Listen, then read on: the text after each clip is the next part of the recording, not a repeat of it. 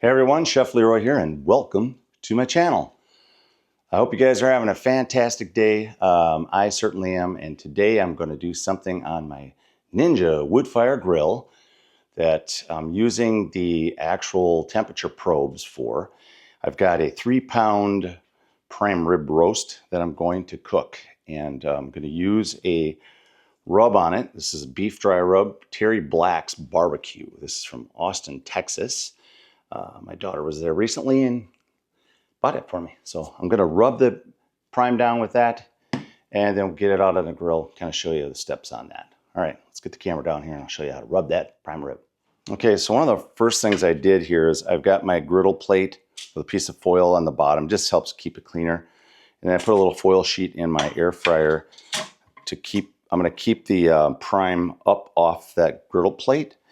And then anyway, I will show you prime roast. Let's go ahead and open up our shaker. And just go ahead and put it on there pretty well like that. Now I've already had this out of my refrigerator for about an hour. Whenever you're doing meat, especially these bigger roasts like this, I mean even steaks too, you really should let it temper a little bit at room temperature for a bit. It helps just to not shock the meat so much. You get a little bit better result. So I just shaked it all over all sides. Stuff smells really good, man. I'll tell you what, this guy's I've already had this seasoning on some chicken and it's flipping awesome. It says beef, but it's good on chicken. All right, there you go. So that's all we need. Let's go ahead and set that back on our pan here. And right in the middle. There we go.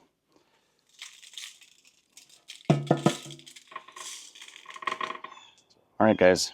Everything's set in the grill. I've got my probe plugged in. Push it down into the center of that prime rib or roast, whatever you're cooking.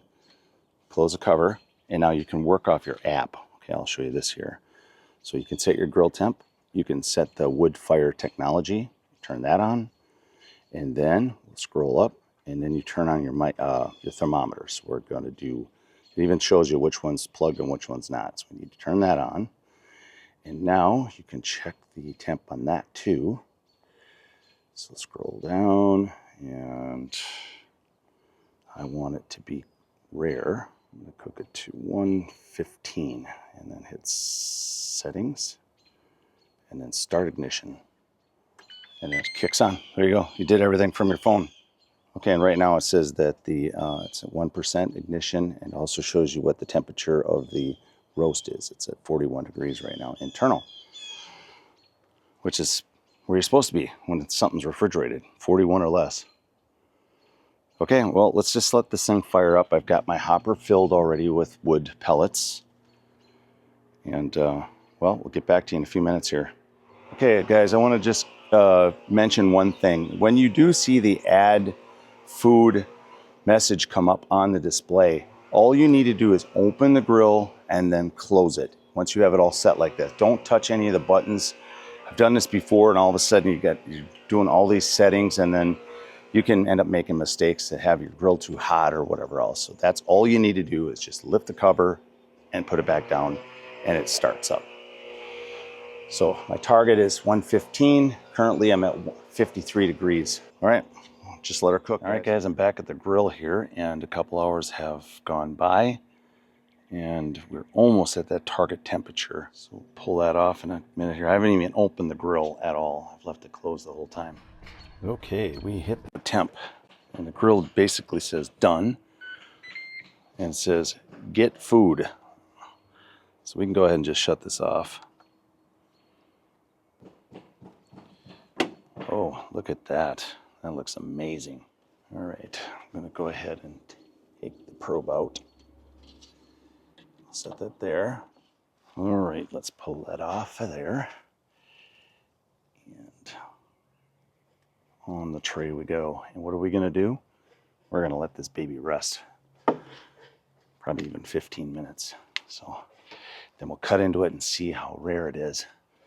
Pretty excited. And if you look here, there's a bunch of liquid, And it looks like it's just just on this one piece of aluminum foil. So if I'm really careful, I won't have any mess at all, which will be great.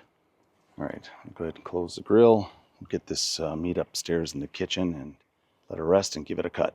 Okay, our beef has rested at least 15 minutes.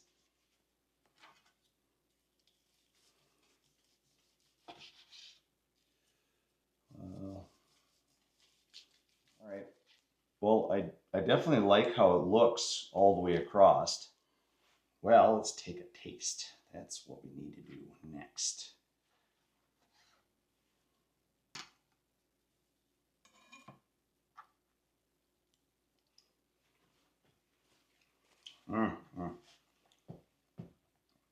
Wow, that is really good.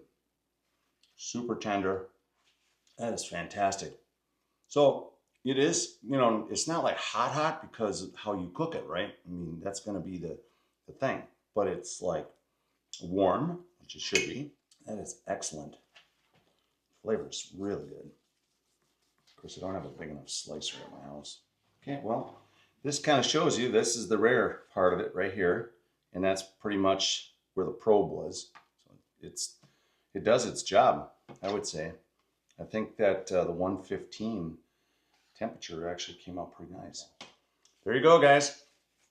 Ninja wood-fired grill. I'm telling you, this thing has been a great addition to my house. And I'm going to buy this little cart. I saw it at the Container Store, a little folding cart with shelves. They're really sweet. I'm going to put that out on my patio, which we just finally got cleaned all up. And we're going to be having so much fun with this all summer long. But anyway, if you guys like the video, hit that like button. And please subscribe. If you haven't subscribed up to this point, subscriptions just let you know when a video has been dropped by me. Otherwise, you guys have a fantastic day. Chef Leroy, and I'm out.